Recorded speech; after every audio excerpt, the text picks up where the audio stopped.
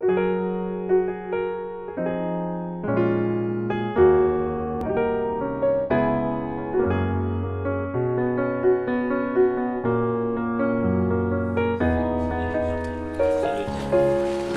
sept de l'Éternel. Je ne dirais pas que nous ne connaissons pas le Seigneur, si nous connaissons le Seigneur. Mais nous sommes aussi très attachés au principe de ce continent. Plus le modernisme.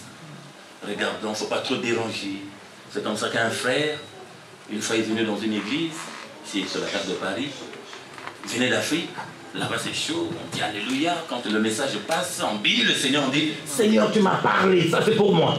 Parce qu'il faut saisir à quel moment Dieu parle. Sinon nous n'avons pas de part dans la parole. Mais il dit Seigneur, merci. Et maintenant dans cette église, les gens étaient habitués dans un silence de mort. Et quand il disait Amen, c'est la parole, les gens le regardaient, ça dérangeait. À la fin, le pasteur est venu le voir. Il dit, Seigneur, je me rends compte que tu viens d'Afrique, toi. Il ne faut plus le faire parce que ici, c'est le silence. Si tu as des soucis, on va t'aider. D'abord, quand je te vois, là, tu passeras au bureau, on va te donner des baskets et un manteau, etc. Il dit, merci, pasteur. L'autre dimanche, c'est un pasteur qui était de passage dans l'église et il parlera de la mort de Jésus, qu'il a payé le prix pour nous. Il s'est substitué à notre place. Personne n'est comparable à Jésus. Le frère s'est regardé. Il avait la pression de celui qui avait dit ici on ne crie pas. Et il y avait la promesse des baskets et le monde. Le prédicateur comme celui, il dit encore, enfin, Jésus nous a gardé le meilleur à la croix. Il nous a gardé le meilleur à la croix. Le gars s'est regardé, il a dit, tant pis les baskets. Alléluia. Tant pis le manteau. Alléluia. Jésus est le meilleur. Si Jésus n'était pas parti à la croix, n'était pas parti à la croix, nous ne serons pas là. Nombre d'entre nous ne serons pas en vie. Gratuitement, il est venu. Il a pris à notre place. Ah, grâce. Il a pris à notre place. Nos péchés, nos fardeaux. Il a pris à notre place. La condamnation qui n'était pas donnée par les démons. Qui n'était pas donnée par les démons. La condamnation était donnée par l'Éternel. Et il ne pouvait enlever la condamnation que lui seul, par Jésus. Tu es maudit par une personne, Jésus enlève. Et celui qui avait maudit dans le jardin d'Éden, c'est Dieu lui-même. Donc aucun prophète ne pouvait enlever. Même pas Élie, même pas Élisée avec la double portion. Il fallait qu'il descende. C'est pour cela il est descendu. Nous avons tout intérêt de l'adorer, de le louer. Personne ne t'aimera comme Jésus. Je peux te le dire, personne ne te supportera comme Jésus. Personne ne t'accompagnera en tout temps.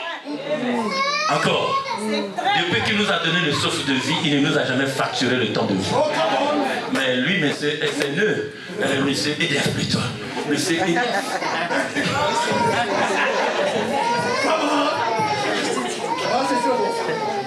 Et c'est les secondes où tu utilises la lumière, c'est facturé. Les secondes, c'est normal sur le système.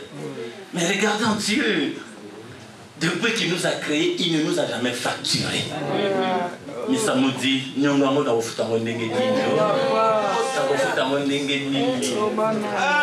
comment est-ce que je paierai cette dette?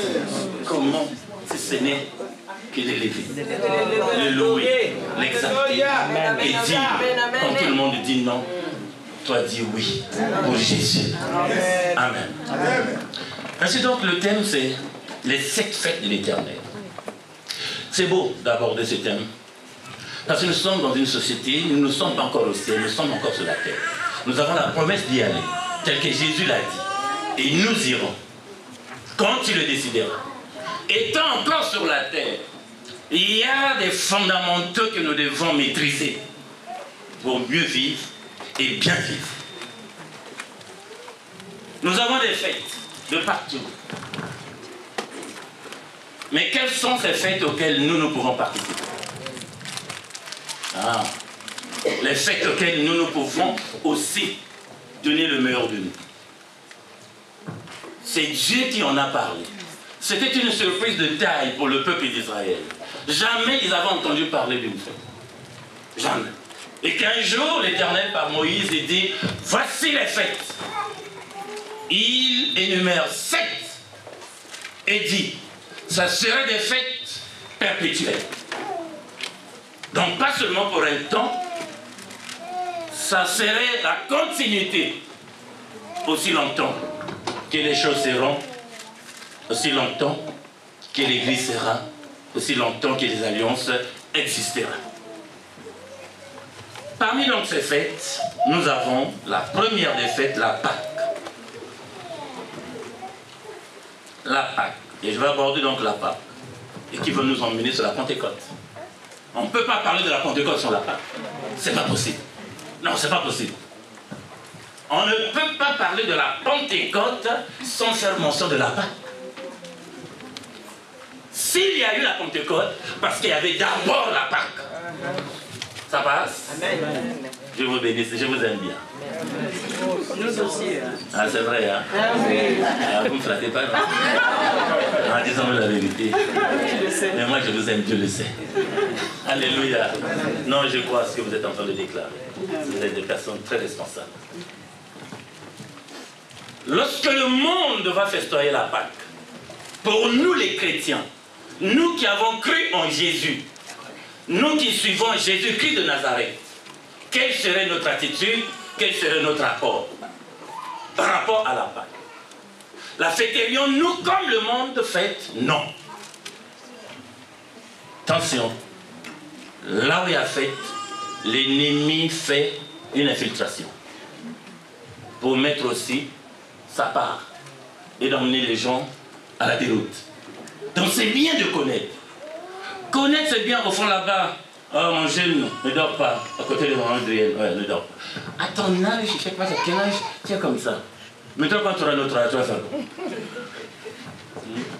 Non, je te dis que c'est encore possible. Amen. Avec Jésus, c'est encore possible. Amen.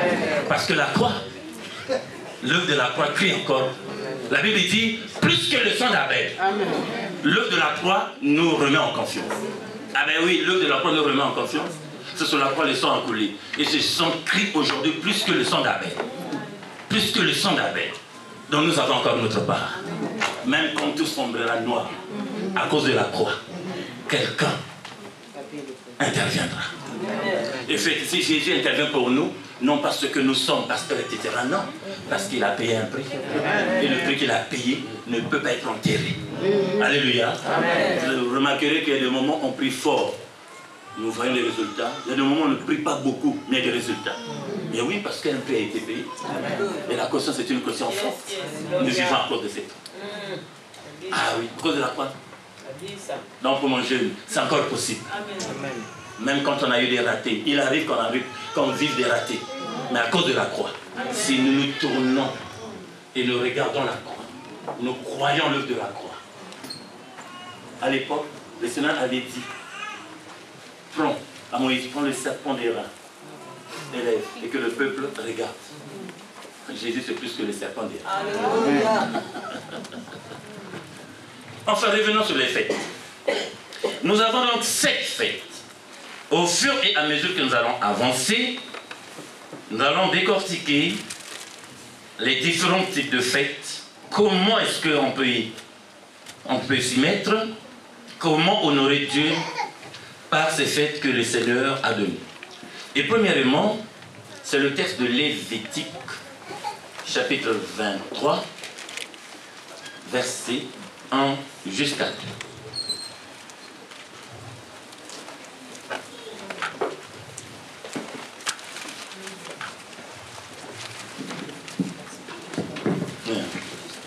Jusqu'à 2.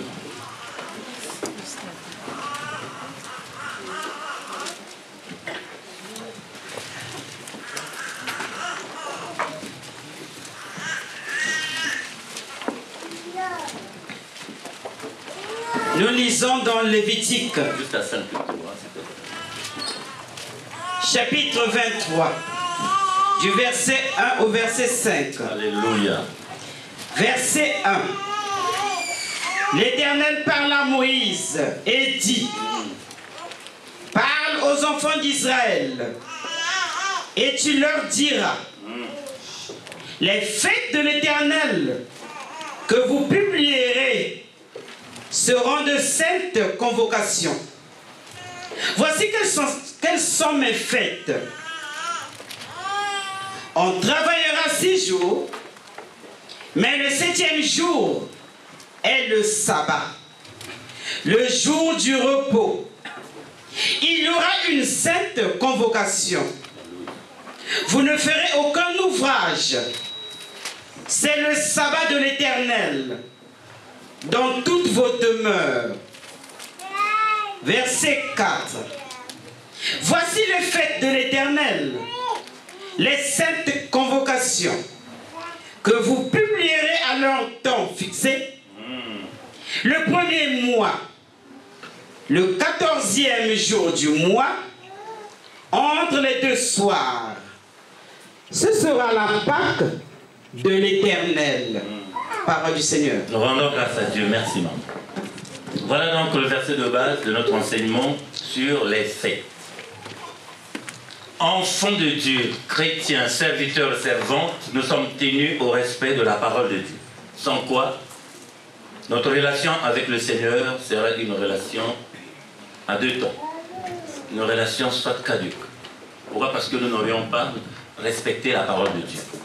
Dès le commencement, Dieu a donné des commandements. Il n'y a pas que les commandements, nous pouvons remonter à des années contemporaines où le Seigneur chaque soir descendait enseigner l'homme dans le jardin d'Éden. Ne voulons pas que l'homme fasse ce qui est de sa propre volonté. Et par Moïse, quand l'alliance mosaïque sera établie, le Seigneur a donné beaucoup d'instructions. Et le peuple se devait de faire ce que le Seigneur avait ordonné par Moïse. La plupart des cas, l'expression est dite ceci: l'Éternel parla à Moïse et dit à mon peuple. L'Éternel parla à Moïse et dit à mon peuple. Dieu s'était choisi un instrument. Au jour d'aujourd'hui, Dieu a choisi aussi des instruments, des hommes et des femmes. Dans la doctrine de Jésus, la femme aussi a sa place de parler exactement, correctement, aisément de Jésus de Nazareth. C'est l'onction qui anime, n'est pas l'onction d'une personne. C'est l'onction de Dieu le Père, qui lui à la croix a dit: j'ai tout accompli. J'ai aboli la condamnation. Il n'y a plus juif, il n'y a plus grec, il n'y a plus femme, il n'y a plus homme. Celui qui est investi a l'autorité de parler. Alléluia. Maintenant, si nous voulons faire nos doctrines à nous, ça c'est autre chose. Mais l'Église à Seine s'est inscrite dans la doctrine de Jésus. C'est pour cela que vous constaterez que nous n'avons pas un livre à part. Au côté de la Bible, un livre, Pasteur Bantimba a dit, Pasteur Bantimba a écrit, nous avons la parole comme référence. Amen. Nous n'avons pas aussi ici 2 images. Photo de Jésus, une photo d'un certain homme à qui Jésus a apparu. Ce sont des affabulations, ce sont des choses contraires à la doctrine de Jésus. Déjà qu'en le faisant là, nous voulons dire que Jésus et l'autre sont comparables. Or Jésus, je ne l'ai pas vu, mais j'ai vu une partie de sa main.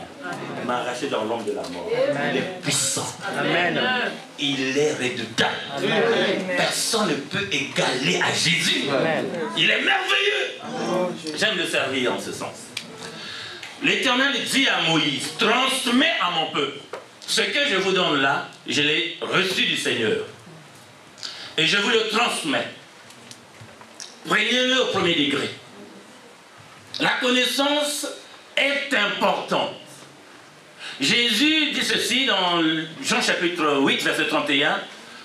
Vous me connaîtrez. Et cette vérité vous affranchira. D'autres versions présentent sous une autre forme. Disons que vous devez aller chercher la connaissance. Et par cette connaissance, vous serez libre. Alléluia. Il nous faut la connaissance. Déjà pour notre relation avec Dieu. Ça doit être une relation croissante. Il nous faut la connaissance au regard de ce qui nous environne. Il y a l'influence du diable, l'influence de la mondanité, et il y a aussi les diverses doctrines qui se sont dressées aujourd'hui contre l'Église du Seigneur. Je dis bien les diverses doctrines qui se sont dressés contre l'Église du Seigneur. Si on n'a pas la connaissance, nous risquons de leur donner place. Je vous informe que beaucoup de ceux qui disaient Jésus, Jésus Seigneur, et ont confessé Jésus, et ont servi Jésus, beaucoup aujourd'hui ne le servent plus en prononçant le nom de Jésus. Disons d'ailleurs que le nom de Jésus, c'est un nom démoniaque. C'est les pasteurs. Ah oui. Nous avons plusieurs doctrines qui de partout, mais dressées contre l'Église. Le culte à l'Église est interdit pour certaines doctrines. Merveille là-bas ensuite, disant que non, Jésus a dit, là où deux sont assemblés en mon nom, je serai là. Pourquoi aller à l'Église? Vous voyez comment la subtilité de l'œuvre satanique en glisse. Et quand on n'a pas la connaissance, le jour où vient la fatigue spirituelle atteint tout le monde. Et il était atteint par la fatigue spirituelle. Il a demandé la mort. Il n'avait pas péché. La fatigue l'a envahi. Il suffirait de traverser cette période-là, cette sémence peut prendre place. Et en église, les gens ne donnent plus valeur d'aller en lieu de culte. Pourquoi non? Dieu a dit, là où je suis. Attendez, là où tu es, certainement il peut y être. Mais il n'est pas là où il y a la saleté, là où il y a l'impureté. Ça passe? S'il n'aurait pas établi l'église, nous verrons la partie de la Pentecôte. L'église, Abel l'a dit, et c'est ça la vérité. L'église est née parce que le Seigneur a promis et il a passé en acte le jour de la Pentecôte. Pourquoi? On le verra. Enfin, revenons. L'Éternel dit à Moïse, transmets ces instructions à mon peuple. Les fêtes de l'Éternel que vous proclamerez seront des saintes assemblées. Voici quelles sont mes fêtes. Vous travaillerez 6 jours, mais le 7e jour, qui est le sabbat, le jour de repos, il y aura une sainte assemblée. Vous ne ferez aucun travail. C'est le sabbat de l'Éternel dans toutes vos maisons.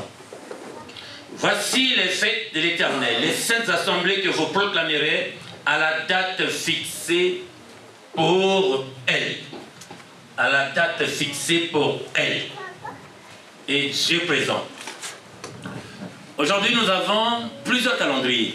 Nous avons le calendrier juif, le calendrier grec, nous avons le calendrier romain, nous avons le calendrier chinois, le calendrier indien, les Mayas, comme on dit.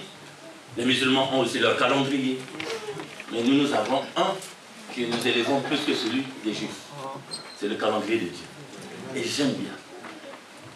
On enseignera ça un jour, nous voulons, que dans le langage de Dieu, quand il parle de son calendrier, il n'y a pas de mots. Il n'y a pas de jours. C'est pour ça que Jésus n'a pas donné une date précise de son retour. C'est pour cela, quand Dieu vient vers Abraham, il dit l'année prochaine. Il ne donne pas le mois. Il ne précise pas 2007 ou 2017, mais l'année prochaine. Quelqu'un doit garder l'espoir. Quand devant le calendrier des hommes, on te donnera tant d'années. Ça fait longtemps que tu pries à rien. Ça fait longtemps que tu ne te maries pas. Ça fait longtemps que tu n'as pas de travail. Ça fait longtemps que les gens voient par rapport au calendrier des hommes. Cependant, il y a un vrai calendrier. C'est celui de Dieu. Où Dieu dit, autant marqué par le Seigneur, autant marqué par Dieu. Parce qu'il y a un calendrier que Dieu s'est mis en place pour toi. Les gens vont dire, ça fait longtemps, ça fait longtemps. Pénina a dit au sujet de Anne, ça fait longtemps, parce qu'il y avait un calendrier qui les réfléchissait. Anne a regardé un calendrier de Dieu. Et Dieu a regardé son calendrier. Il ne le définit pas en termes de jours et mois et semaines. Ça reste un mystère. Par en période et saison. Quand c'est ta saison, personne ne peut arrêter une saison que Dieu te libère.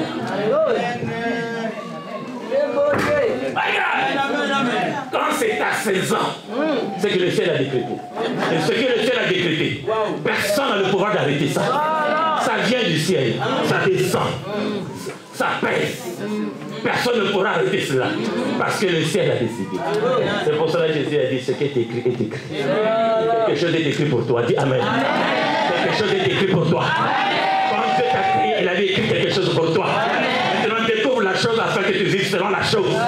Ce que Dieu a écrit, il a déjà écrit. Dieu avait écrit que je devais être pasteur. Alors quand tu es venu, la mort de bâton. il avait écrit que c'est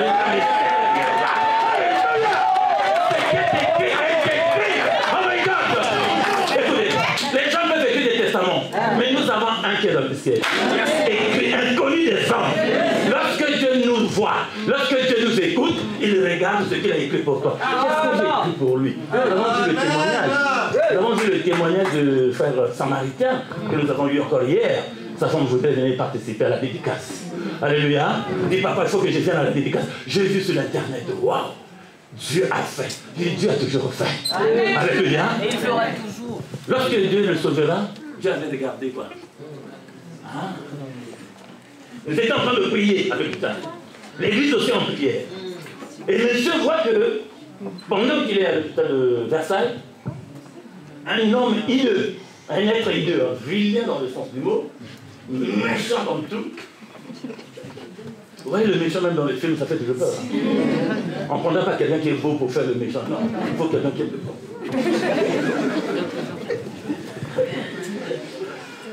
Un être hideux est venu le chercher et te courir avec lui sur le boulevard. Cours. Prenez une pente. Et une pente serait au voie de nord et tout. Et nous étions dans la salle d'attente, nous étions en train de prier, ne sachant pas ce qui est dans ce passé. Parce qu'on n'a pas tous les yeux spirituels. Et même quand on en a, c'est pas tout le temps que Dieu permettra que tu vois. Élisée a dit, Dieu me l'a caché. On n'a pas le mot de force sur les choses de Dieu. Il faut prier, implorant. Seigneur, encore, laisse m'exaucer, oui. Aujourd'hui encore. Il ne faudrait pas qu'on se rassure d'hier. Hier, c'était hier. Il y a beaucoup de conditions, beaucoup de paramètres qui ont fait qu'on soit exaucé. Tantôt, ce n'est ni pour nous, mais quelqu'un a intercédé. Prenons la porte. Et la porte continue. Et le mouvement de tout diminue. Et les gens constatent, les gens qui là, il va prier. Et le Seigneur me met à cœur, il faut prier. Et on continue à prier. Le Seigneur me dit, mais c'est toi qui as la vie. C'est tout. Il ne m'a pas donné les détails. Dieu sait ce que nous recevons. Chaque enseignement, gardez ça. Quand Dieu nous a parlé, il sait qu'il a donné la connaissance pour faire face à une situation. Il m'a juste dit, c'est toi qui as la vie. Alors j'étais en train de réfléchir. Je réfléchis pas trop comme disent les enfants d'ici. Les Africains réfléchissent pas deux. Non, même pas deux. Une fois. Les enfants d'ici ne réfléchissent pas trop. Je réfléchis pas trop. Ah ouais, la parole de Dieu me dit dans le texte, les actes, que quand Pierre est parti prier pour quelqu'un qui était mort, c'est allongé sur la personne. Donc il fallait appliquer cette parole. Et donc je m'approche, il y avait juste la joue. Et donc il fallait qu'il y ait un contact corps à corps. À peine que le corps, mon corps a touché son corps, puis ça sauté. Mais dans son réveil, c'est ce qu'il doit témoigner. Il y a un gaillard qui fouille avec moi. J'étais en puissance, je le regardais, perdu. Mais quand ce gaillard, dans le couloir, a vu un homme plus grand, plus gaillard que lui. C'est pour cela qu'il est appelé le roi des rois. Ah, Jésus, il est incomparable. Il y a des puissants dans ce monde, mais lui, il est le tout. L'adverbe de quantité, tout. S'il y a une puissance ailleurs, ce n'est rien aux côtés de celui qui a la puissance absolue. Quand ce démon-là a vu le grand Jésus, il avait un dossier. Deux personnes de ce côté, merci. Il m'a lâché ce brancard. Monsieur a fui. Et ce brancard était sur la pente, comme tu dis. Va s'arrêter devant le maître, Jésus. Alléluia. Jésus ouvre le dossier. Le livre existe. Ce ne sont pas des hallucinations qui sont venues dans la Bible. C'est des vérités. Regardez le livre de vie. Quiconque a donné sa vie à Jésus est inscrit. Regardez le livre des œuvres. Ah, il faut avoir des œuvres. Donc, pendant longtemps. Et l'Église ne cessait d'être ces vérités. Pendant longtemps. La ferme a dit, retour. Retour, monsieur a sursauté. Le ministère, c'est pas ce qui s'est passé. Enfin, la réalité là, Mais tel qu'on a charcuté bidon, il pourra plus avoir des enfants, il pourra plus avoir de l'énergie pour travailler, il deviendrait une ère. Aujourd'hui, monsieur a eu un enfant après. Merci. Mais monsieur a eu un travail. Monsieur évolue, monsieur est vivant. Amen. Jean dans l'Apocalypse dit, il est descendu du ciel avec une grande colère, sachant qu'il a peu de temps. Il vient faire la guerre à la femme qui a le Fils. La femme qui a le Fils, c'est l'église qui a Jésus. Une église qui n'a pas Jésus vit rarement des tempêtes. Et peut-être qu'il n'y en a même pas. Peut-être qu'il n'y en a même pas. Je ne veux pas citer quelques églises ou quelques religions pour ne pas toucher la sensibilité de certaines personnes. Mais s'il y a Jésus, cette église-là est une épouse. Cette épouse a le Fils. Le diable est descendu pour faire la guerre. Donc si jamais ça arrive à l'église, que l'église soit aux aguets, que ce n'est qu'une tempête, ça passera. Notre maître, le chef de l'église, n'abandonne pas son église. Nous, dans notre histoire, l'église a connu beaucoup de mouvements, beaucoup de problèmes, beaucoup de combats. Mais l'église reste. L'église vit. L'église a survécu. Et ces combats ne sont venus que Dieu. Donc la souffrance vient du diable. La souffrance peut venir aussi de la personne elle-même. La mauvaise gestion de sa vie. La mauvaise gestion de sa vie, la souffrance peut venir. Nous ne sommes pas ici au combat spirituel où on attribue tout aux démons. Pour un rien, démon. Pour un rien, démon. Tout n'est pas démon. Certaines souffrances peuvent venir pour une affaire que tu as mal gérée. Tu as de l'argent. Tu ne manifestes pas la sagesse à gérer cet argent. Tu en perdras. Tu en feras des dépenses incontrôlées. Tu te retrouveras sans rien. Là, le diable n'est pas là. Le diable n'est pas dans toutes les situations qui se passent sur la terre. Parce qu'il n'est pas omniprésent. Je ne le défends pas, mais nous devons avoir la révélation. Une autre souffrance, la source serait l'entourage. Dans l'entourage, je ne veux pas diaboliser la famille. Moi, je respecte la famille. Parce que la famille est le noyau de la société que Dieu a établi. Et Dieu, dans les 10 commandements, il n'y a qu'un seul commandement qui est lié à la famille. Honore ton père et ta mère, et tu seras béni. Dans l'entourage, ça peut être des amis. Mais si tu fréquentes des gens n'ayant pas la crainte de Dieu, tu finiras par ne pas craindre Dieu. Si tu fréquentes des voyous, tu finiras par avoir le langage de voyous. Si tu fréquentes ceux qui sont dans la drogue, tu finiras par être influencé à vendre aussi la drogue, même un grand. Oui, c'est l'influence. Tu fréquentes ceux qui aiment l'alcool, tu finiras aussi toi par faire comme, je dis comme. Paul a dit, tu veux un peu, mais n'exagérez pas. Paul n'a pas dit ça. Paul a dit, à cause de l'estomac, quand tu étais bébé, tu avais besoin de l'alcool pour ton estomac. C'est l'influence. Beaucoup perdent de la chrétienté à cause de l'influence. Et la souffrance aussi. Et attention, connaissez qui et avec qui vous voulez faire une amitié. Surtout aujourd'hui, pardon. Ne vous associez pas à tout le monde.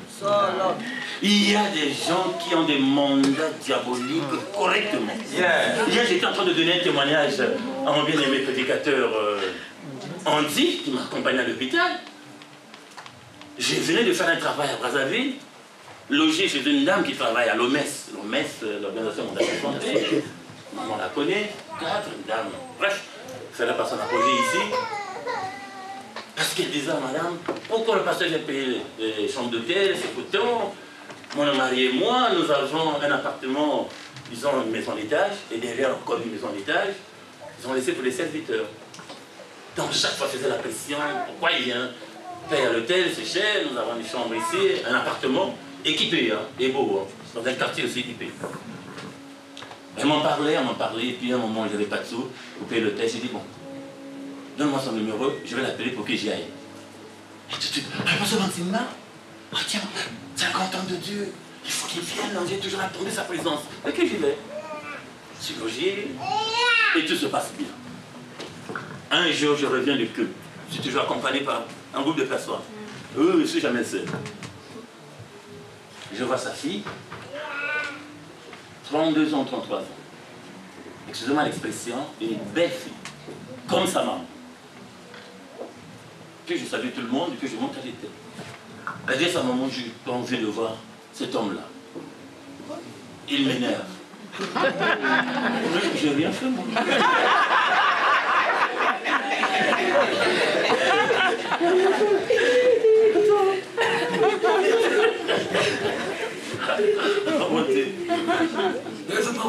C'est mise en colère.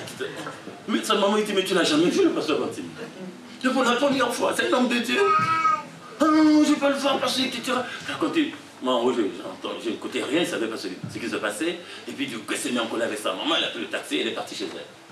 Donc, c'est sa maman qui va monter, elle me raconter ça. Il dit, ah, bah, pasteur, c'est dans la joie que tu sois là. Je voulais que tu pries pour ma fille. Tu as vu la fille que tu as vue là, c'est ma fille. Je dis, ah bon? Voilà ce qu'elle a dit. Donc, il me raconte un peu ce que je vous dis. Elle a un sérieux problème. Je suis dans une église, je suis responsable. L'église n'arrive pas à ce problème. Il faudrait que je dise, ben, appelle-la. Elle était partie loin. Il était 22 heures quand la maman a imposé son autorité parentale. Il dit, il faut que tu reviennes. Et la fille est revenue. Et nous avons prié. Mon Dieu, attention, même pour le mariage. La beauté, là, c'est compliqué, hein? C'est bien d'être beau et belle. C'est pas mauvais. Mais attention, si vous ne vous fiez qu'à la beauté, ça serait une coupe amère à boire seule.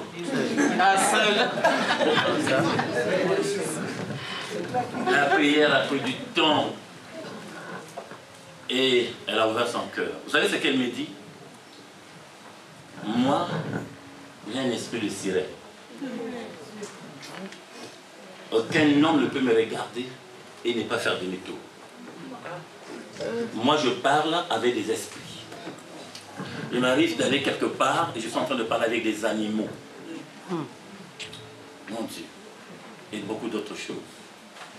On s'est réunis à la prière. J'ai dit, tu reviens le lendemain. Là, j'ai appelé les intercesseurs. Continuez la délivrance. Elle est tombée, oui. Il y avait des manifestations. Écoutez, avec la petite expérience dans l'exercice du ministère, je ne me suis pas tombé. Parce qu'il y en a qui tombent pour nous tomber. J'en ai vu. Tombe là. C'est du spectacle. Quand elle est tombée, je suis en train de le regarder. Les évangélistes qui étaient avec moi, ah, donc c'est très fort. J'étais en train de les regarder.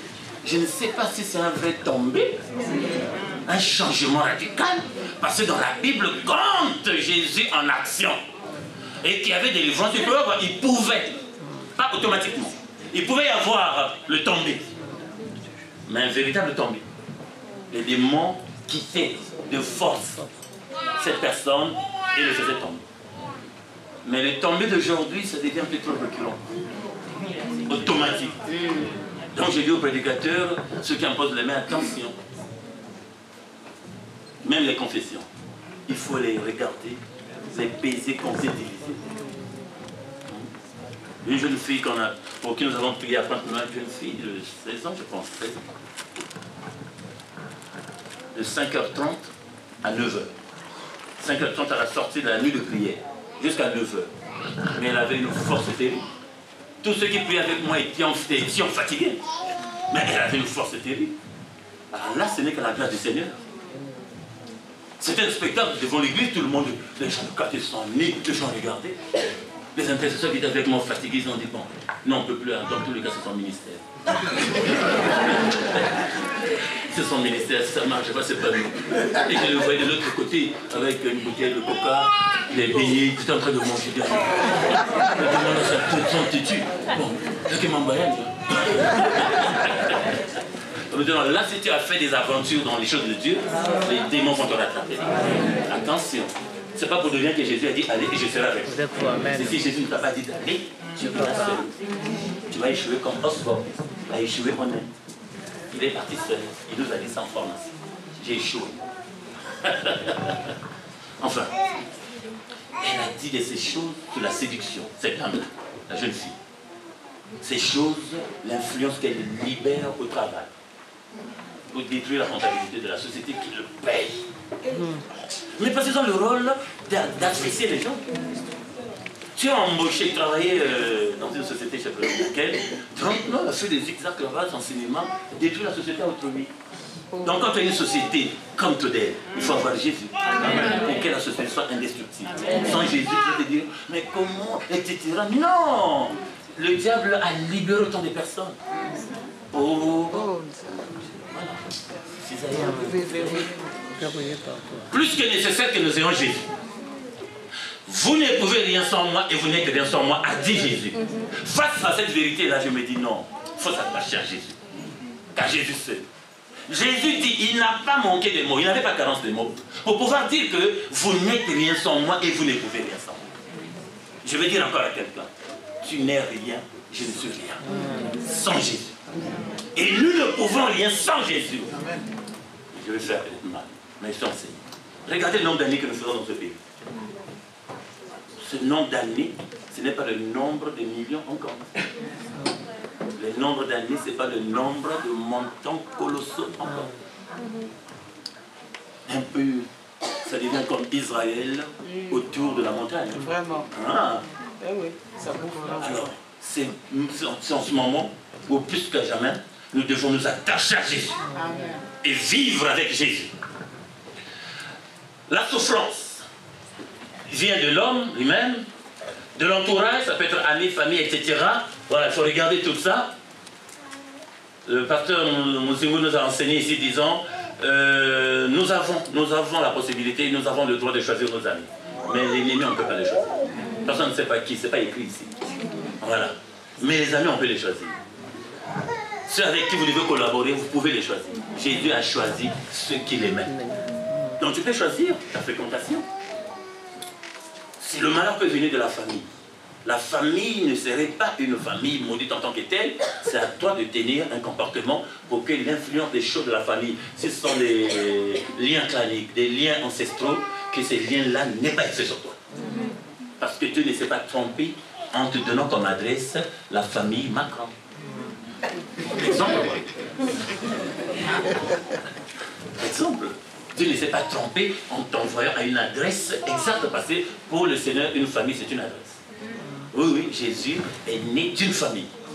Lorsque on va présenter Jésus, ici, il sera d'ailleurs reçu chez les Juifs pour qu'ils prêchent l'évangile, ils ont vu l'arbre généalogique, les deux familles croisées dans Matthieu.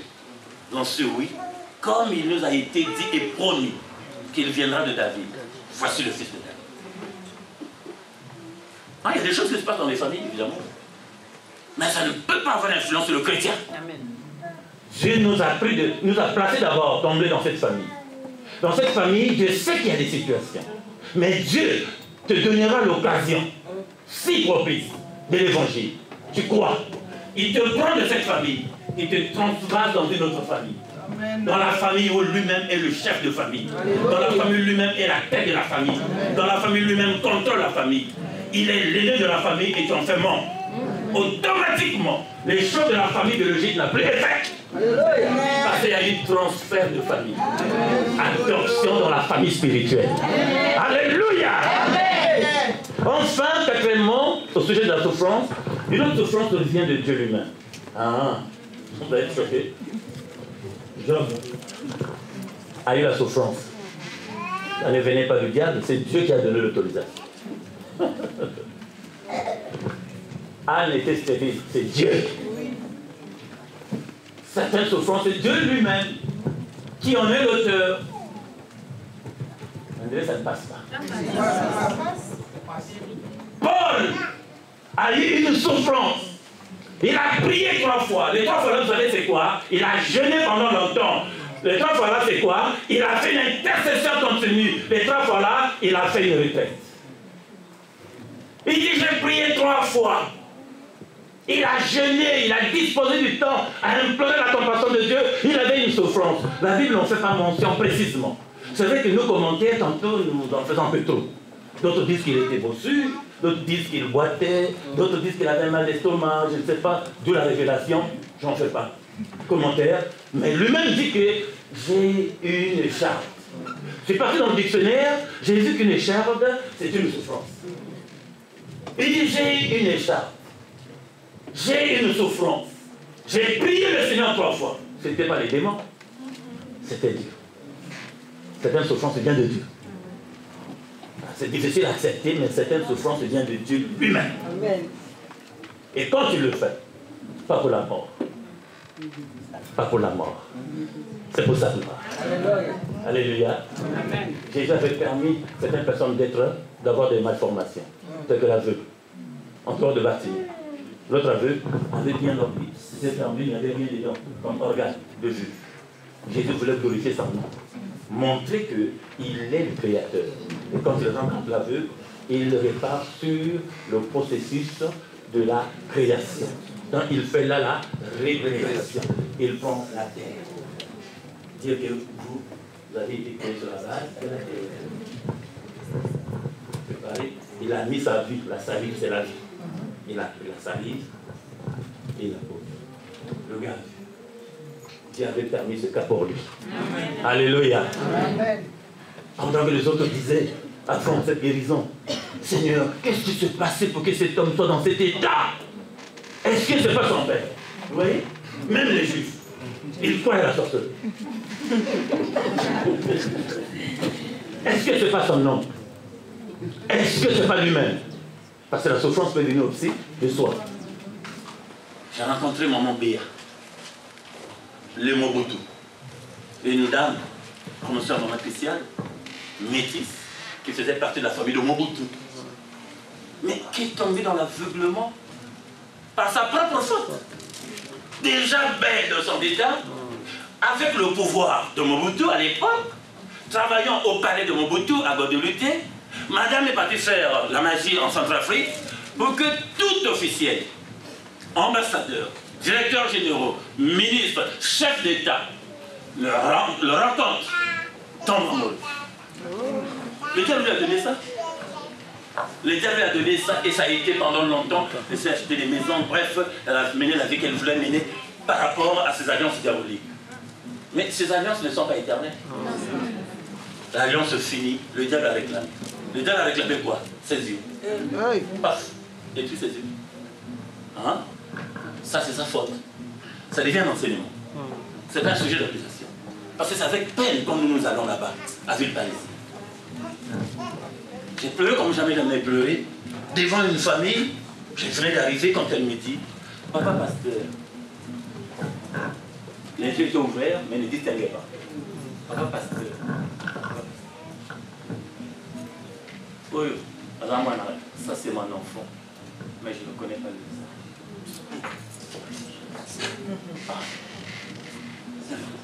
C'est mon enfant, mais même un deuxième. Pasteur, plus que moi, je ne connais pas le visage de ses enfants. J'ai pleuré. Et quand elle va m'étayer, comme elle est tombée dedans, le pouvoir, ne sois pas pressé. Contente-toi de ce que tu as. Amen. Il y a des choses que Dieu a déjà prévues pour nous. Si tu vas être riche, tu le seras. Donc marqué par Dieu, dans le calendrier de Dieu, dans le programme de Dieu. Ce que nous sommes n'est pas le fruit du hasard, n'est pas le fruit d'un Big Bang, c'est la prédestination. Ce que nous serons, c'est ce que déjà Dieu a prévu. Donc à un certain moment, quand on a prié et que Dieu n'a pas exaucé dans le sens de ce que nous voulons, c'est que la chose n'est pas dans le plan de Dieu. Tu vas demander à Dieu, Seigneur, je vais aller voir monsieur là, comment il s'appelle, Trump. Si ce n'est pas dans le plan de Dieu, tu ne le verras pas. Mais tu vas quand même aller faire une photo devant son bâtiment, la Trump Tower. Trump Tower. Je l'ai vu, non, tu ne l'as pas vu. Mais si c'est dans le plan de Dieu, aucun effort. Il est dit dans la Bible, ce n'est ni par la sagesse de l'homme, ni par la force de l'homme, mais c'est par l'esprit. L'esprit de Dieu est celui qui nous précède pour faire un aménagement pour que nous soyons heureux. Amen. Alléluia. Amen. Les 4 raisons de la provenance de la souffrance. Mais heureusement pour nous, quelle qu'en soit la raison, par Jésus, la solution est certaine. Amen. J'ai dit, quelle que soit la raison, quel que soit le fondement, quelle que soit l'origine, Jésus est l'absolu. Il donne la solution. Souffrance venant de la part de Dieu, venant de la famille, venant de nous-mêmes, par des actes responsables, venant de l'environnement, enfin l'entourage plutôt, Jésus est notre solution. Notre solution. La Pâque a eu lieu. Au jour d'aujourd'hui, c'est vrai, on se rapproche un tout petit peu par rapport au calendrier pas grec, juif, nous pouvons fêter cela, nous nous souvenons de cela. Les Juifs ont fêté 7 jours et ne manquez pas cette occasion. C'est à la veille de la Pâque que Jésus-Christ sera arrêté. Et tout était prévu et prédit d'avance que les choses devaient se passer ainsi, et ça fut ainsi. La deuxième fête, avant que je ne finisse avec la Pentecôte, qui a des éléments assez brefs, mais très historiques, c'est la fête de la dédicace, deuxième fête. La dédicace, autrefois ou autrement appelée la fête des tentes. Dieu en a donné à son peuple une occasion de témoigner la reconnaissance. La dédicace, c'est de témoigner à l'endroit de l'Éternel notre Dieu la reconnaissance. Et c'est important. Je voudrais aider et encourager ceux qui veulent venir. Et je ne force personne. Là-bas, toutes nos églises avec d'autres églises sont en émoi. Parce que les gens sont enseignés et connaissent ce que c'est. En rentrant dans le secret de la fête de la dédicace, aussi, je pèse mes mots, aussi, une occasion de se faire entendre devant Dieu. Oui. Salomon fut exaucé 2 fois dans sa vie. La première fois, Salomon, lorsqu'il fut intronisé roi, la nuit d'après, il a prié demandant la sagesse. Instantanément, Dieu l'a répondu. Je te donne la sagesse, etc. La deuxième fois que Salomon sera exaucé, c'est le jour de la dédicace. Parce qu'il est rentré là dans le secret de ce qui fait la joie du Seigneur. Proverbe dit, il y a des choses que Dieu aime, il y a des choses qu'il n'aime pas. Mais il faut les connaître. Donc j'encourage les prédicateurs aux enseignements. Oui, c'est bien. Vous avez des talents ici qui enseignent. Il faut que l'Église soit enseignée. Et nous, enseignants, il faut plus de recherches, plus d'approche devant le Seigneur, plus d'analyse sur la parole et plus d'efforts. Le diable vient à la rue devant un peuple assoiffé. Il ne regarde pas l'heure. Il faut que tu aies quelque chose à leur donner. Prier, ils savent prier. Mais ils ont besoin de la parole aussi. Mais il faut que tu aies la chose. Si tu n'as pas la parole, tu deviens un prédicateur de trop. Salomon fut exaucé pour la 2e fois consécutive. Instantanément. Pendant qu'il dédicaçait le lieu de culte, le temple fut bâti. Il a pris la vision de David. Il a continué la vision. Il a appelé le peuple.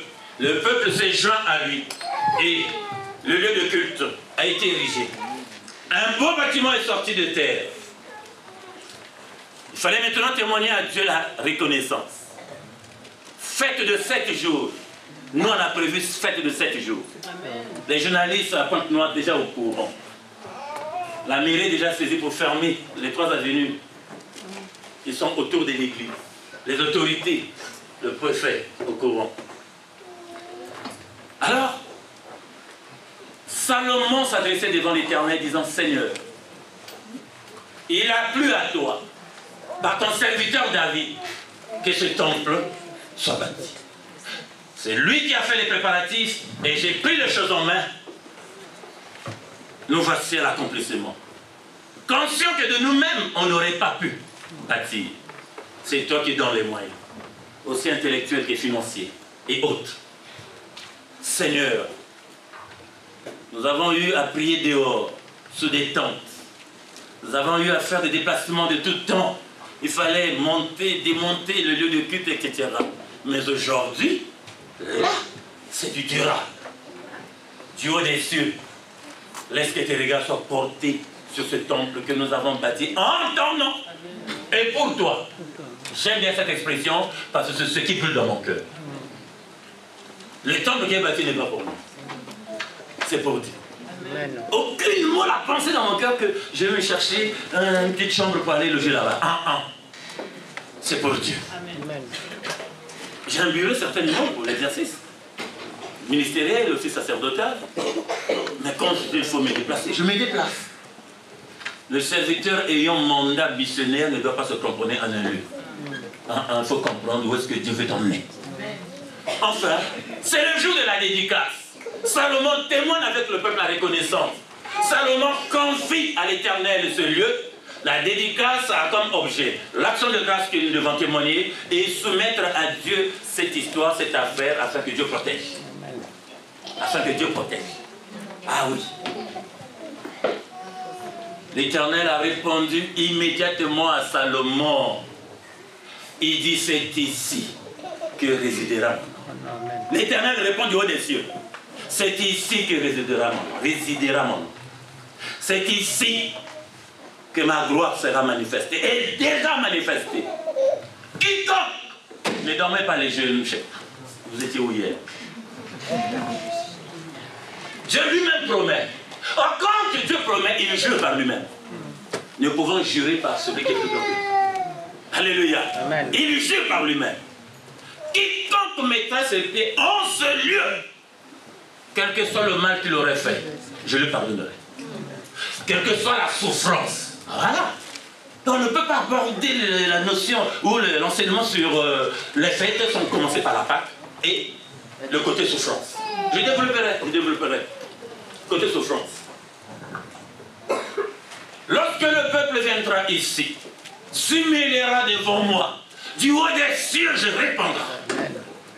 Le Seigneur a promis, et quand il était en train de promettre, parce que son cœur était dans la joie.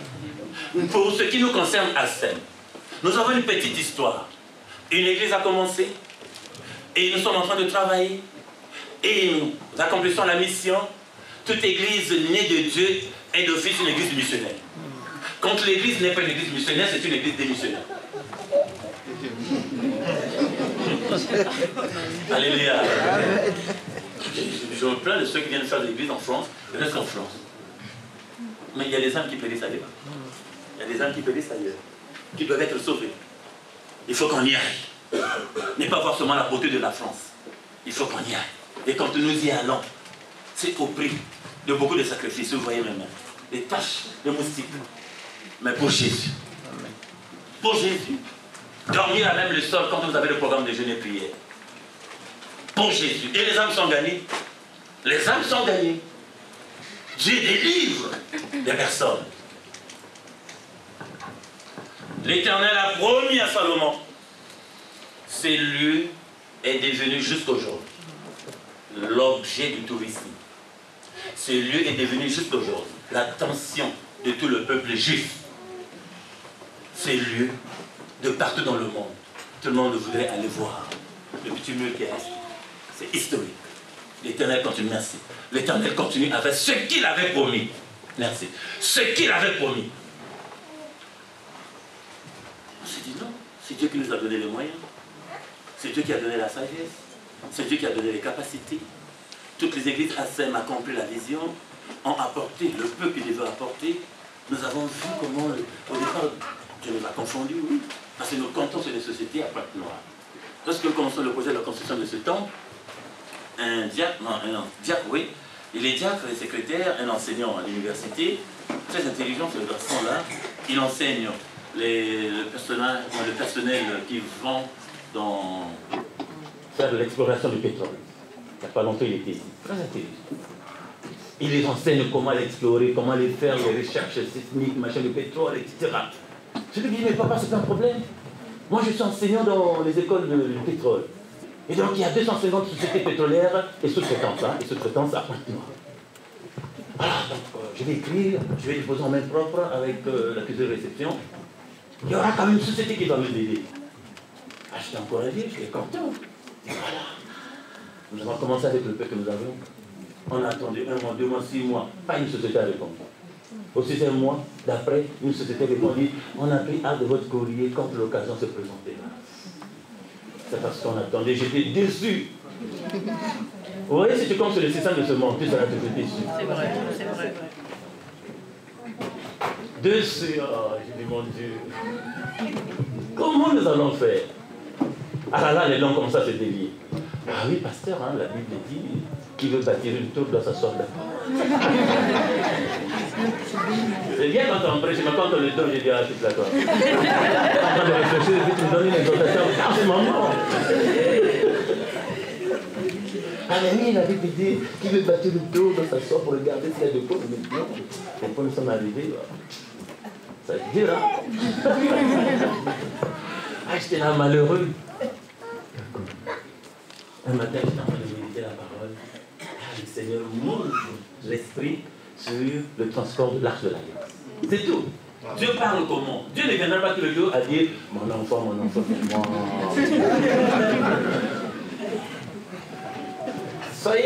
Soyons cool avec le Seigneur. Alléluia. Il parle tantôt d'une façon, tantôt d'une autre.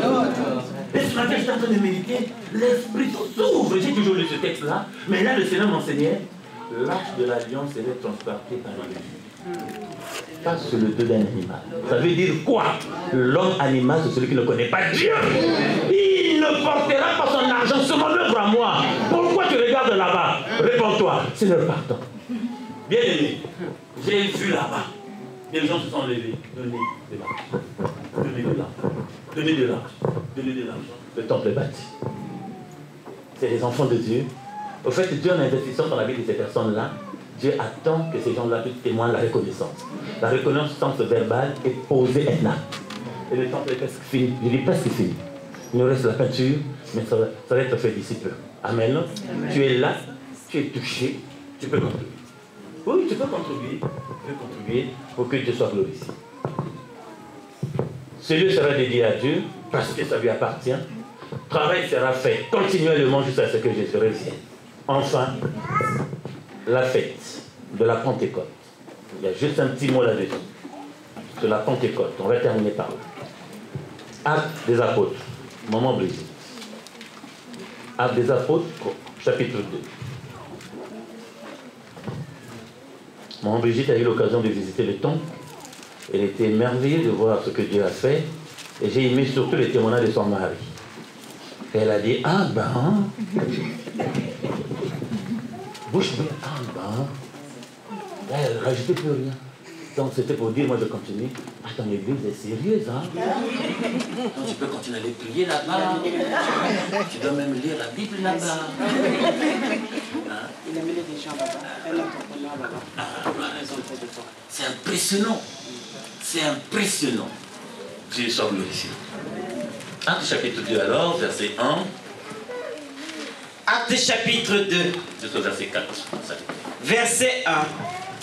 Le jour de la Pentecôte, ils étaient tous ensemble dans le même lieu. Tout à coup, il vint du ciel un bruit comme celui d'un vent impétueux. Et il remplit toute la maison où ils étaient assis. Des langues semblables à des langues de feu leur apparurent, séparées les unes des autres, et se posèrent sur chacun d'eux. Et ils furent tous remplis du Saint-Esprit et se mirent à parler en d'autres langues, selon que l'Esprit leur donnait de s'exprimer. Parole du Seigneur. Non, grâce à Dieu. Merci maman. La continuité serait mercredi.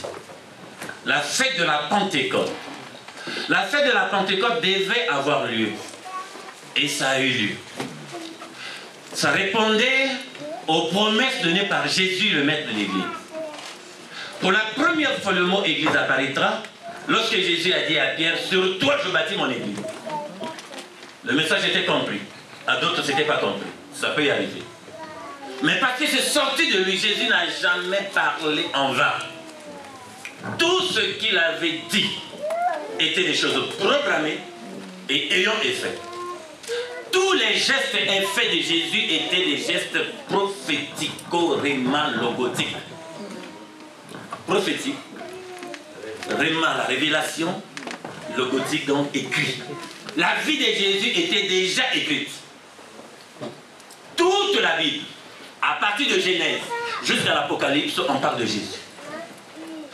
Sa venue, sa naissance, son ministère, sa souffrance, sa crucifixion, sa mort constatée, son enterrement dans le lieu de Joseph d'Arimathée, sa résurrection, son apparition à plus de 500 000 personnes à la fois, etc.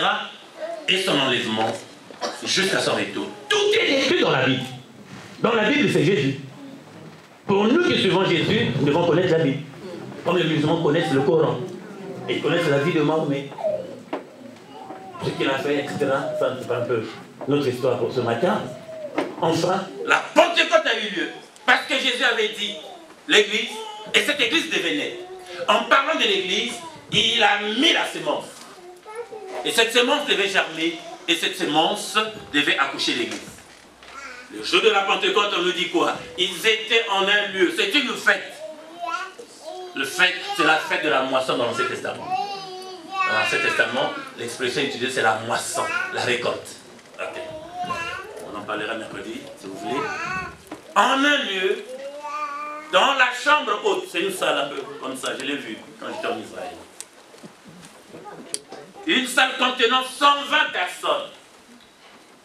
Tous ceux qui étaient dans la tente de la promesse. Priaient tous les jours.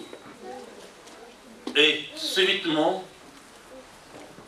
je ne dirais pas un matin, je ne vais pas préciser, un jour, le Saint-Esprit s'est répandu sur eux.